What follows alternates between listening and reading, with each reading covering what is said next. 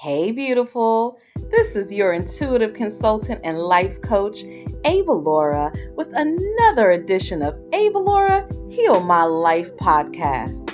Listen in each week because I'm helping you to heal your life, heal your relationships, learn how to do meaningful work in the world, and make an impact that creates legacy. So go ahead and get your pen and paper, get your favorite drink, and listen in now. The new year brings new energy and new music. So I'm letting you, the listeners of Avalaura Heal My Life, choose my new theme music. Here's what you gotta do. All I want you to do is listen in each week, every week from now until February 11th on the special Valentine's Day show. I'm going to have new music for my intro and outro. And I want you to choose the one you like the best. So all you got to do is listen, tell me the episode number that you like the music for, and just leave a comment on iTunes or however you listen to Avalaura Heal My Life. Leave a comment, or you can also email me at avalaura@avalaura.com, avalaura.com. Email me at avalaura@avalaura.com and let me know what should be my new theme music for Avalaura Heal My Life.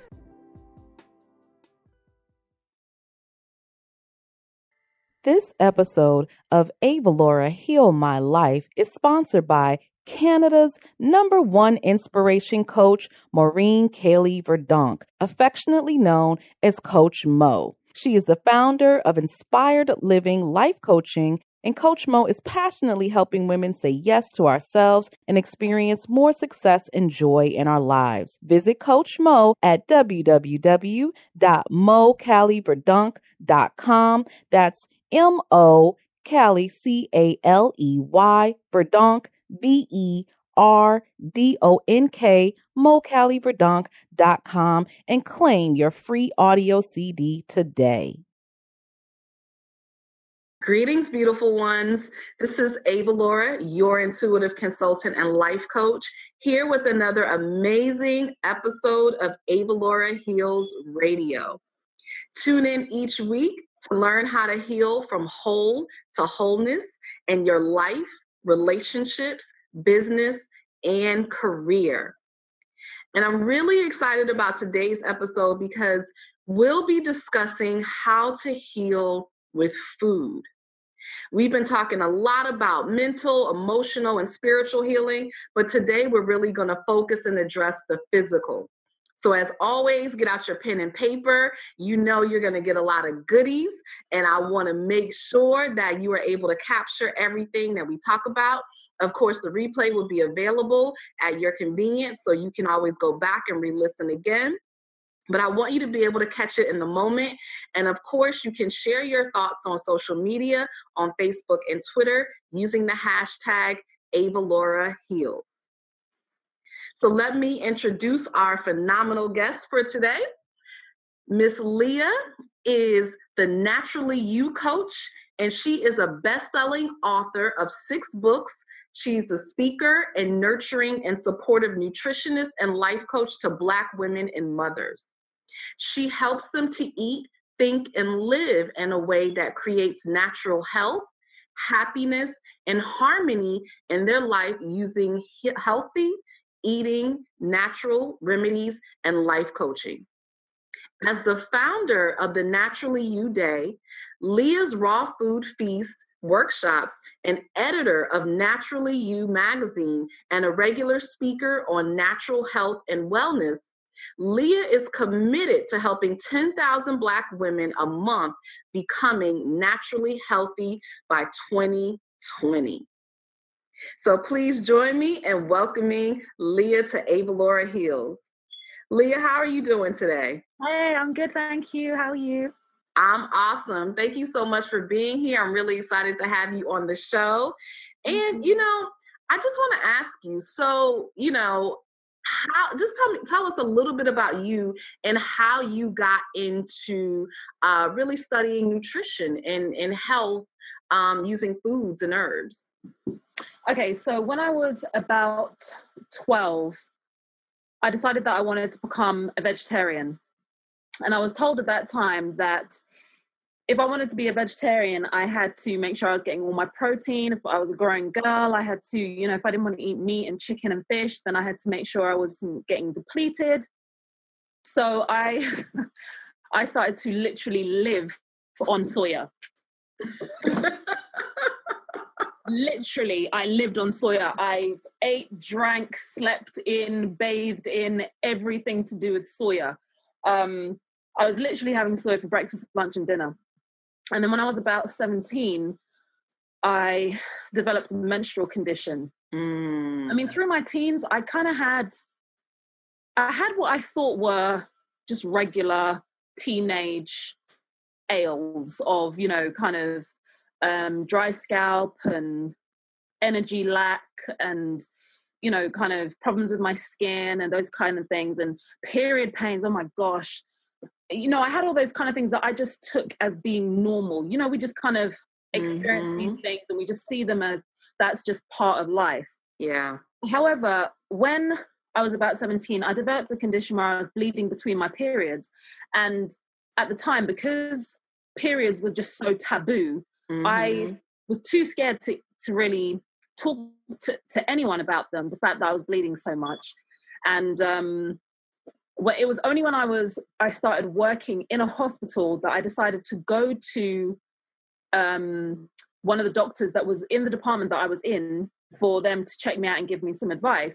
Wow. And yeah, it wasn't like an official appointment as well. It was just like, can I come and see you for a minute quickly, completely off the record kind of thing. So she gave me a check over that lasted maybe about 3 minutes. And by the end of it, she told me literally, if it gets worse, come back in 6 months. And to say that to a 19-year-old girl who has basically hidden this condition for 2 years, then finally plucked up the courage to come and speak to somebody about it, because the pain of staying the same was just too much for me to bear at that time. And even though at that point I had already had a healthy fear of pharmaceutical industry, doctors, surgeries, all those types of things, I couldn't work it out on my own. So I wanted to go and get some assistance. And to be told to come back in 6 months was quite devastating. And I quite frankly felt quite rejected. But soon after that kind of feeling of, being rejected and abandoned by the one person that I decided that I wanted to trust with my health. And I know a lot of people that come and work with me will say that they've been to the doctors, they've told them about their symptoms in their life, and their doctors have dismissed them as nothing being wrong with them because the doctor's tests have shown that there's nothing wrong with them, but the client is still tired and losing weight rapidly, gaining weight rapidly, always has their mouth swells up, their skin flares up, all these kind of symptoms, but they're told there's nothing wrong with them. But fortunately for me, I had quite a good group of teachers around me. And one of them is a man named Dr. Malachi Z. York, and he has a book called the book was called Purity and Neatness. And in that book, he was speaking about the fact that nature can heal everything. There's nothing that we can't take to nature that nature can't heal for us because we're from nature. And it was after that I really kind of took that to heart and realized that, in fact, that may be true. And that may be true. And if it is true, I'm going to have to be the one that does something about it, because I've lived with it and done nothing and that didn't help. And I've gone to get help and that didn't help. So maybe it's about time that I actually started actively taking my life into my own hands. So I started to use aromatherapy oils, herbal medicines, and diet changes. And using those things, I was able to put together some combinations for myself and made some lifestyle changes.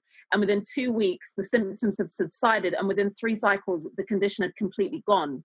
Wow. Yes, so it was quite miraculous. And I literally became that very annoying health person that's just found out about health. And I would start like, anytime someone puts something in their mouth around me, Avalaura, I'm like, is that organic? Did you get that from? How many calories are in that? Is there sugar in there? Is it dairy free? Do you know what I mean? Like, is it GMO? I was that kind of a person. But I also realized that I wanted to work for myself. I was not a good employee. I did not like being told what time to get into work, and I couldn't take holidays, and can you do some extra shit? I just wasn't that kind of a person. So I realized that, or I decided that I wanted to make my career helping people who had been in the same situation as me to naturally help their life and their health without them having to feel abandoned by conventional medicine if conventional medicine hadn't worked for them. But then I also realized after some years in work that not only does not everybody have the same balance of nutrients, not the one size fits all diet model just doesn't work. And what I was doing was, just like a lot of kind of fitness coaches and even some business coaches, whatever worked for me, I would tell my clients to do that. It didn't matter what type of person that was. I wasn't thinking about the client. I was like, okay, if this works for me, if it works for me, it's gonna work for you. If it don't work for you, clearly there's something wrong with you, because there ain't nothing wrong. I was that kind of a narrow-minded nutritionist until I discovered personalized diet planning, and then I started to respect individuals for who they were and created meal plans for people that were specific to their metabolic type. And then I also realized that even though I was calling myself a holistic practitioner, I was only focused on people's food. I never considered, did these people even like the foods I'm recommending them? Do they even have time to make these foods? Do they even have access to these foods? Because I was working with people in Germany, in different areas of America, different parts of the UK. I'm like, they may not even have, like, I'm working with a lady in Brussels right now who doesn't even have access to Irish moss. And we have it like quite regularly over here. So I'm talking about, Irish moss, this, that, and the other. I'm having to ship it in to her for her to be able to get it. But at the time, none of those things mattered to me. And so I realized if I wanted to be holistic, I have to take the person's life into consideration and fully appreciate the power of nutrition as being the foundation, what gives people the energy to live. And then when they have that foundation of the solid nutrients coming into their body and fueling them, then I can, that energy can be used for them to create a life that brings them health, happiness, and balance, as opposed to only focusing on the foundation and giving them the nutrients and not caring about anything else. So, and when I tell my story, a lot of people will often wonder, okay, you had those menstrual problems. Did it affect, your ability to have children? So I went on to be able to have 7 children. Wow. After that. So so healthy eating does do some good. We have 6 children with us now, because the first 2 children we had were premature. The first child I had was when I was 7.5 months, and she stayed in hospital for 6 months, and she's 12 years old now. However, our second child, he was born when I was 5 months pregnant. So he lived for 8 months, and then he transitioned on to the ancestors. So, but after him, we had 5 more children and 4 home births, in fact. So 5 home births, in fact. So just for listeners out there, ladies out there who have had premature children, who have had menstrual, challenges and conditions like metrorrhagia, which is the one I had, where you bleed between your periods, and even for women who have had, complications during hospital births, just to kind of reassure them that, when you go back to nature, when you start to listen to and respect your body, when you use the simplicity of healthy food and eating, miraculous things are possible. Because I was told by almost every doctor that there's basically no way you're going to be able to have anything other than a home birth after you've lost a child and had a child so early. But, through perseverance, we had our home births, and then we went on to have 4 more successful home births with absolutely no complications. So that's why right now I'm so passionate about working with Black women in particular, and Black mothers, so that they can, because I've been through a lot of the struggles that a lot of our sisters have been through, and I really want to use the knowledge that I've gained over the last 12 years to really make an impactful difference on the lives of Black women, because we are truly looking after and raising the nation that we're going to be, living in the next few decades. So I find it very important to support our sisters in that way. Absolutely. Wow. Well, you just said a mouthful. And, You said some really key points. I love how you were able to look at yourself and to see that, you know what I'm doing is not working. I have good intentions, I have good information, but I'm really not serving my clients the way that I know that I can. And so I love that you were able to make that shift and really pivot. And I think that that's a beautiful thing, and it's so important in life and whatever it is that you're doing. But, so one of the things I wanted to ask you, because your story it's not uncommon, as I'm sure you know. So when women come to you, what are some of the things that they are struggling with, and how have you been able to help them through the use of nutrition and herbs? I mean, one of the things that a lot of women, some women don't even, I'll be honest with you, a lot of women who are finding a nutritionist, oftentimes they've got weight loss and energy in mind. Mm-hmm. And often the weight loss is the biggest motivator for women to find a nutritionist, because we've just been almost trained to believe that unless we have a particular body shape, and that body shape even changes with the season. So sometimes we're meant to have, like, there was a time when the size 0 was the most fashionable one. Mm-hmm. And then it's like now you're meant to have a super slim waist, and then you're meant to be curvy in the bust and the hips. Right. And, people are using devices and contraptions and corsets and, bands and all these kind of things to alter their, like, people are even using makeup to change the contours of their facial structure and all these kind of things. Because, unfortunately, women are fed a perception of how they're meant to look and feel. So when people do come to me with the weight loss consideration, there's always an underlying, almost like a seabed of other challenges that they're experiencing. And it will, quickly come to light that even though they came with a weight loss or normally quite an aesthetic aspect of themselves that they wanted to change, maybe they've got acne, maybe they've got dry skin, maybe they've got dandruff, maybe it's just the weight. We will always uncover other things that they've been struggling with for so long, but like myself, they just see it as just part of being a woman. They don't even see it as something that they can ever even recover from. It was almost like, well, I've always had period pains. I've always had fibroids. I'm just always going to have fibroids. I'm always having energy lacks. I always have these really strong sugar cravings. And really, those are what I see the most of. It's not what people come to me for, but that is what I see the most of. It's menstrual problems, and it's definitely mental and emotional feelings of lacking in self-worth.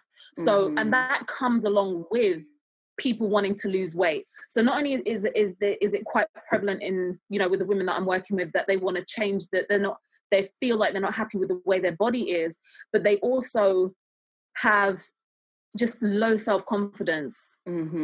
I see that so many times. And oftentimes that low self-confidence is because they've got this, underlying cornucopia of health conditions that are holding them back from being able to do the things they want. Like, there's some women whose periods are so heavy that they find it difficult to even socialize. Their fibroids are giving them such a bloated belly, they've even stopped trying to exercise or trying to have children. So there's a lot of womb health problems, and there's a lot of feelings of lack of self-worth. And you see, the beauty of food is that food can do miraculous things because it energizes the body. And mental health problems, and people kind of get a little bit defensive when I speak about these kind of things, and when other health practitioners speak about these things as well. But for some health professionals, we almost have mental health challenges, like things as extreme as depression and things like diabetes, on the same playing field, because they can both be so significantly impacted by diet, because your brain needs fuel on a very basic level. Even though there's so many emotions involved when it comes to things like depression and anxiety and stress, your brain needs fuel. And if your brain is not getting the fuel it needs, it's not getting the hydration that it needs, or it's being or your neurons are misfiring because they're literally being poisoned by artificial preservatives, food color enhancers, flavor enhancers, all these crazy chemicals that are in the food. And then simple things like sugars and trans fatty acids, because your brain needs healthy fats to function. When you're eating too many of the trans fats and hydrogenated fats, it can literally cause your brain to not be able to function properly. So when you fuel your brain, when you nourish your brain and you remove the things that are causing it to not be able to function properly, so you're not able to even think properly, though doing those things can have such a significant impact on your mental health. Because quite clearly, I've seen people who, when they're eating sugar, when they're drinking alcohol, when they're smoking substances, when they're not getting enough nutrition, they think differently. They're more paranoid. Oh, absolutely. Yeah, Absolutely. they've got less attention span. They are more agitated. They feel more anxious. They feel, paranoid, angry. They can't communicate. They want to say something to someone who's upset them, but they can't even get the words out of their mouth clearly. And that, or they don't trust themselves to say it in a way that's going to be beneficial because they're under some influence. Right, exactly. And that's exactly right, sis. The fact that they are under the influence, and people don't recognize that food is as much of a drug as anything else, which is why there was a book 15 to 20 years ago that was written by a man called Suzar, Suzar, called Drugs Masquerading as Foods. Because way back then, they even recognized that you can be under the influence of a poor diet. So it is simply the same thing that I want to stop you for a moment because I want to make sure that our listeners heard that. She said, under the influence of a poor diet. I want y'all to get that, because that's not something that we talk a lot about in society. We do talk a lot about weight loss, like you said. We even talk about, people who want to gain weight, who want to get more muscle, changing the body. But we don't talk about being under the influence of a poor diet. And when we are under the influence of a poor diet, what are some of the problems? How are some of the ways that manifests? Because I think people need to be very clear about that. Because sometimes people don't even really think that their diet is that poor. What are some of the things, what are some of the symptoms that the person would know, like, you know what, maybe there really is something wrong with my diet? I mean, there's the obvious one of weight gain. You can, and weight loss, excessive weight gain, excessive weight loss, skin eruptions, and simple things like not using the bathroom to pass a stool twice a day.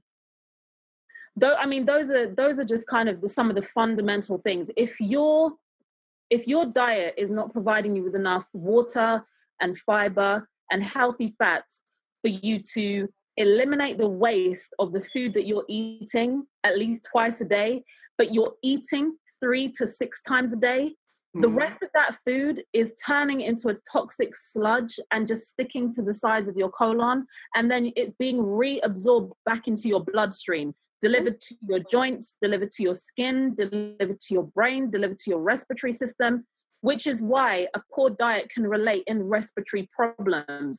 Even when you're eating foods like dairy and wheat that you're allergic to, it can literally affect your respiratory system and trigger things like asthma attacks and trigger things like bronchitis and shortness of breath. When you've got a poor diet and your body is not able to digest and eliminate food properly, that will end up in you having things like acne and psoriasis and skin conditions that you just can't explain. Itchy scalp, dry scalp, dandruff, all of those things can be the result of having a poor diet. When you're not getting enough essential fatty acids into your diet, the healthy fats, that can end up in you having things like menstrual problems and headaches and craving fatty foods when you're on your period and craving fatty foods when you're pregnant and you're expecting as well. So, those are some of the, and not being able to kind of think clearly, think straight, and having those kind of mental and emotional challenges of anxiety and not being able to cope with stressful situations, because stress is the part of life. It's part of your growth and development. You're going to experience stress, but how well you're able to cope with stress doesn't only have to do with how well good you are at organizing things and what kind of team you've got around you, because some people have no team, They're not very good at organizing things. But when they're faced with stressful situations, they don't instantly erupt into fits of anger. They don't break down in tears. They don't want to throw it all away. They're able to simply and calmly sit down and work things out. But when you are under the influence of a poor diet, or you're malnourished in some kind of way, or you're dehydrated in some kind of way, your brain can't perform those simple functions of just being able to think. And that results in that kind of behavior. And I think some people don't realize that they are malnourished because they're eating 3 times a day, because there is this phenomenon called empty calories, where you can be eating pounds and pounds of food every day, 3 to 6 times a day you're eating, but the food you're eating doesn't actually have any nutrients in it. It's so low in nutrients. And oftentimes some of the food we're eating, not only is it low in nutrients, but when we eat it, it strips our body of the nutrients we have. It's called empty calories. It's food that when you eat it, it's not giving your body any nutrients or energy, and it's draining your body of nutrients and energy as well. So even in our wonderful developed world, where we've got iPhones and cell phones and laptops and social media and fast cars and pretty houses, you can still be malnourished. Yeah, that's a great point. That is a great point, because again, I know that that's something else that most people are not even considering, is not even on their radar. And I want to ask you, because we're talking about a poor diet, but what is a healthy diet, right? Because we live in this age of, in some ways, where we are bombarded with too much information. And so if you have somebody who recognizes, okay, you know what, I just heard this interview, my diet is poor, what do I do? Where do I start? And what works? I mean, we got, you have to be a vegetarian, you got to do raw, you have to do organic, or there's the blood type diet, or I got to eat 3 meals a day or 6 meals a day, 6 small meals. Like, so what is it? How do you figure out kind of what's going to work best for you? And what's somebody's first step when they do want to change their diet? Okay, brilliant question. So there are some things there are some general pieces of advice that are going to benefit absolutely everybody. And then there is the beauty of individuality. So just like with someone, when you're talking about them developing their business or developing their fitness levels or developing their relationship, there's always going to be some general advice that everybody can get started with, that almost all nutritionists are going to agree on. But then to get to the real root of what's going to work for you, that's when you have to start looking at personalized diet planning. So the general information that works for everyone is to follow the advice of our ancestors. Our ancestors who lived 10,000 years ago didn't face any of the health problems that we're facing now. The most that they had to worry about is famine and wild animals. They didn't have to worry about diabetes, cancer, high blood pressure, cholesterol levels, premature births, dementia, Parkinson's disease, ADHD. They didn't have to worry about any of those kind of things. Those are all modern. We were blessed with all of those lovely things with the advent of modern conveniences. And what our ancestors all did was ate large amounts of their food raw or unprocessed. So even though the raw foods community, some of them will try and push everyone to 100% raw vegan diet.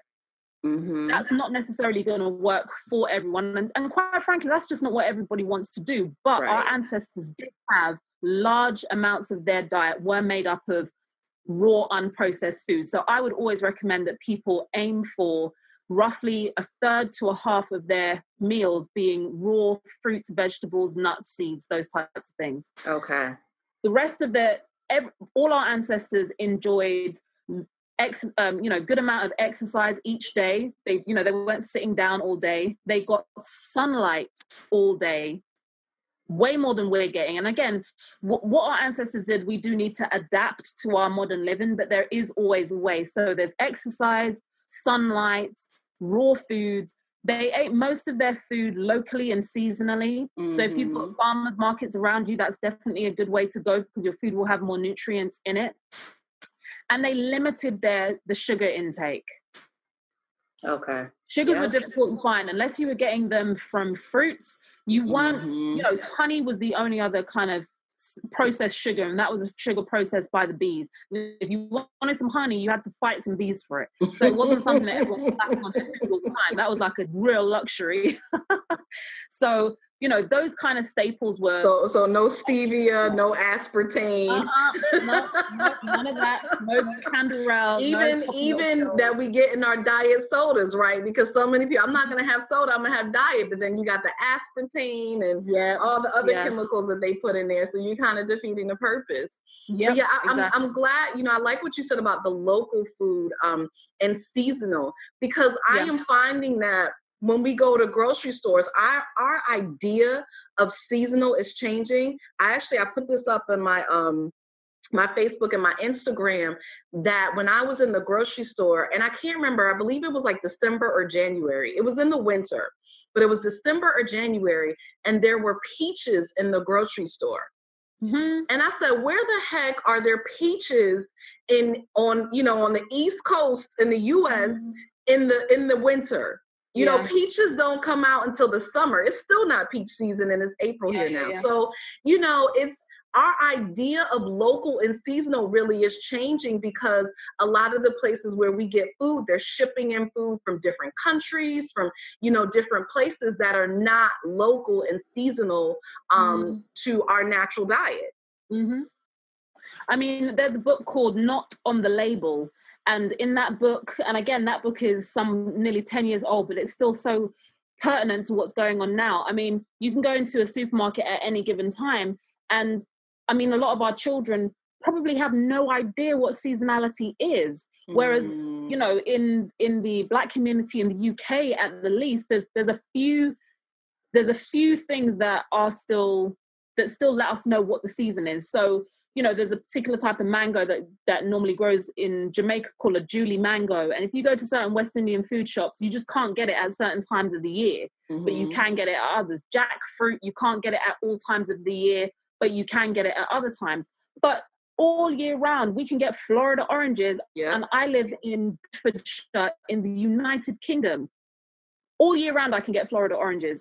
All year round, I can get strawberries, whether they taste good or not. I can access them all year round. Yep. So I know that for the vast majority of the time, my children probably have no idea that seasonality even exists, apart from the apple tree in our garden that they see growing their fruit once in a while, and then it doesn't. But we can still go to the shop and buy apples all year round also.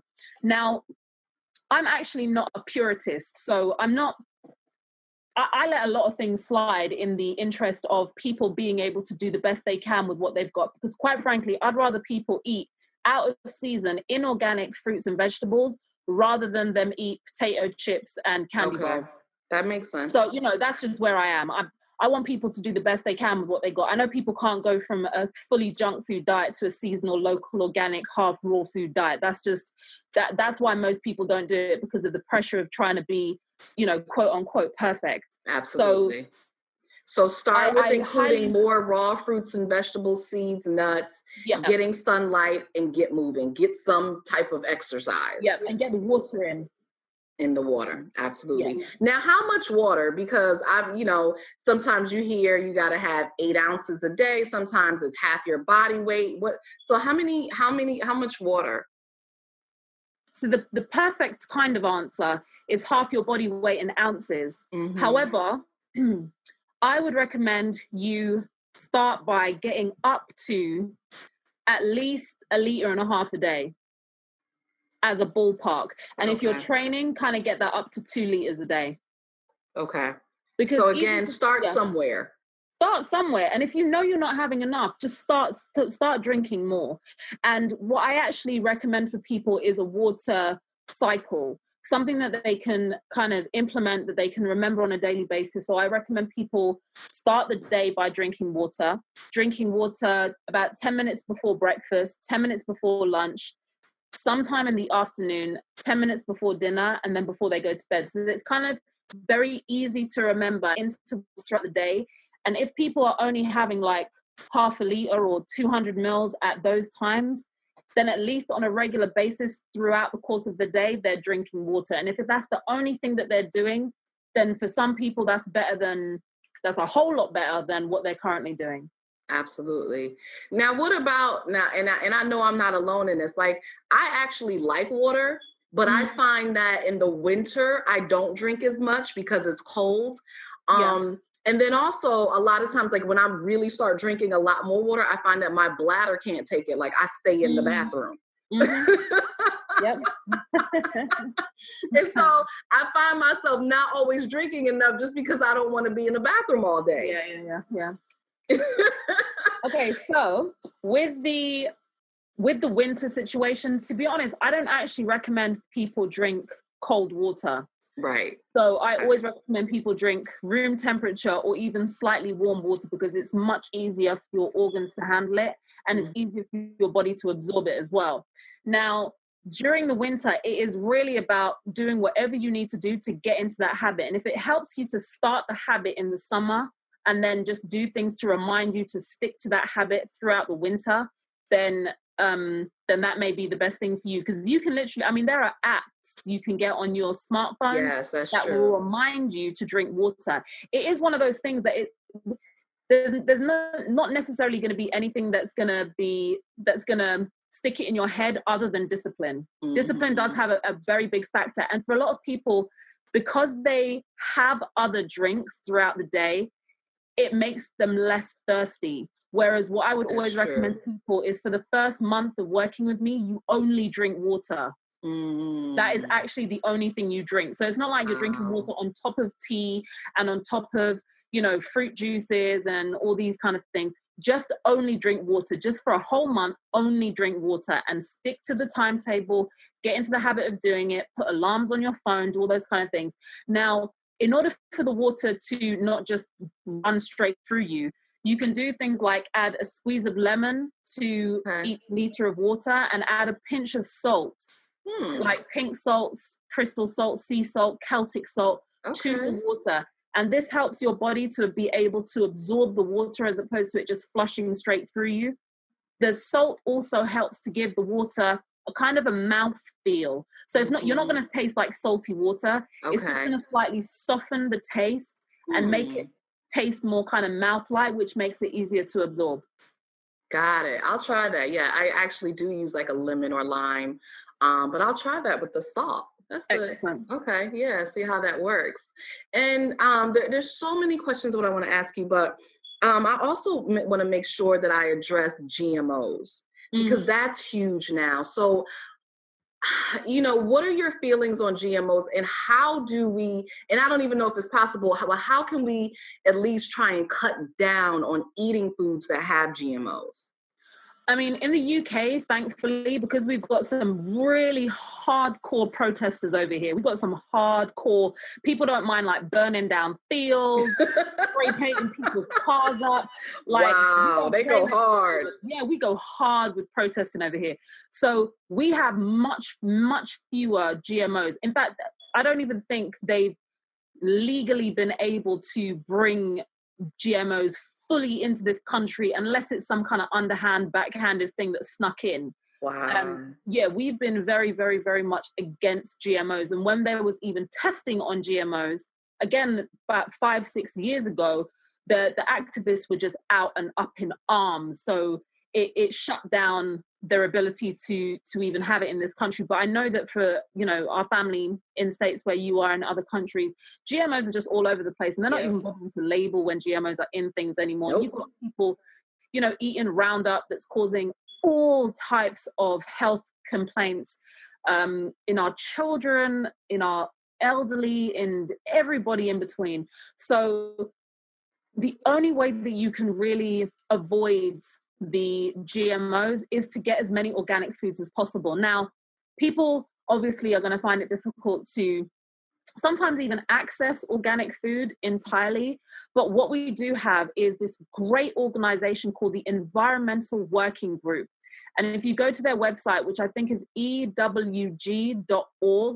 they have this list and they update it every year, and it's called the Dirty Dozen and the Clean 15. And they literally go and test 50 different fruits and vegetables to see what level of pesticides and herbicides and chemicals are on the skin and on the inside of these fruits and vegetables. And then from that, they create this list of the dirty dozen and the clean 15. So the dirty dozen are the 12 fruits and vegetables that you should really aim to get organic, because when they were tested, they had the most pesticides and herbicides and those potential GMOs in them. Whereas the clean 15 are the fruits and vegetables that you can get away with eating inorganic, because when tested, most of the harmful ingredients and additives were found on the skin of them and weren't in the flesh of them. So that is just a gold mine of information on that site, and something to kind of guide us away from some of the more potential dangers that come with inorganic food in the US. Thank you for that. Yes, absolutely. That's so important. And that's key to understand that, for those of us who are, watching our pennies, is that you can still have a healthier diet. You can choose to have some organic foods and some non-organic foods, and that's okay. It doesn't have to be all organic. Yeah. And I think people get a little too, like you said, they try to be perfect. Like they go to try to go from one extreme to the other. I'm gonna go from having nothing organic to all organic, and then you're looking at your bill like, wait, how much is this food? Yeah. And how empty is my fridge after all of this food? Yeah. So that's a great tip. You can pick and choose. Yeah. And I mean, also, I don't think people really fully understand just how powerful you are when you get to the cash register of any supermarket or shop that you shop in, because the more organic food you buy, the more organic food shops will sell. And the more organic foods they sell, the more they'll be able to buy in bulk. Therefore, the more they'll be able to reduce the price of that. And the less inorganic food that they'll be selling. We have so much power just when we decide what we're going to buy. And then aside from the supermarkets that, we choose to spend our money at, there are so many other ways that you can access healthier organic foods and foods that are not GMO, like supporting local farmers markets. Absolutely. And, food co-ops as well. There's a lot of people who set up food co-ops just in and around their areas, where everybody gets together and you go pool your money and buy these organic foods that maybe you would have been able to just buy 2 or 3 items of. When you get together with people, you're buying like 20, 30, and then it instantly drops the price, and you'll find that it's just so much more economical. And it kind of brings us back to that time where we're working together as opposed to being very isolated with each other. So yeah, there are definitely ways around it when you're committed. When you're committed to something, you'll find a way. And there's you take one step forward and the world takes 10 steps towards you. So when you make that decision, you'll be presented with so many more opportunities than I've even mentioned here. That's true. And I'll also add to that, there's actually a lot of online resources now. In fact, I don't remember the name of this company that I tried their fruits and vegetables. But if anybody wants it, I can certainly find it and send you the link. But I found it online, and I will tell you, it was some of the best fruit that I was like, where in the world did they get this fruit from? And I started realizing how terrible my fruit is in the supermarket.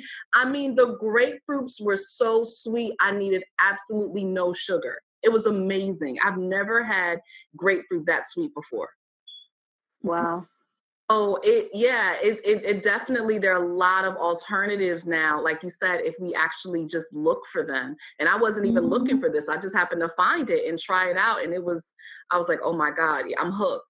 I get to go online, order what I want, and it comes to my door, and it's like some of the best, produce that I've had. Absolutely. So, wow, thank you so much for that. I mean, you have been a wealth of information.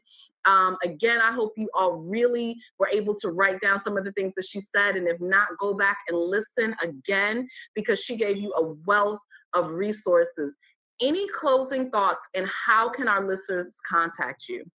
Yeah, definitely. So you can find me at my website, which is thenaturallyyoucoach.com. You can find me all over social media, Instagram, Twitter, Facebook, YouTube, just by searching Leah Salamon, The Naturally You Coach. I've also just opened up a Patreon page. So you can go to Patreon, Patreon / The Naturally You Coach. And on there, I'm Ava read out at the beginning, Avalaura read out at the beginning, I'm really on a mission to just help as many women as I possibly can. And the specific goal is to help 10,000 Black women a month to improve their life and their health by 2020. So in order for me to do that, I need resources. I want to get more books out. I want to host more events. I want to get more magazines out, write more articles, create more videos, write more recipe books, all these kind of things. So I'm asking for the support of the community by just making pledges through my Patreon page.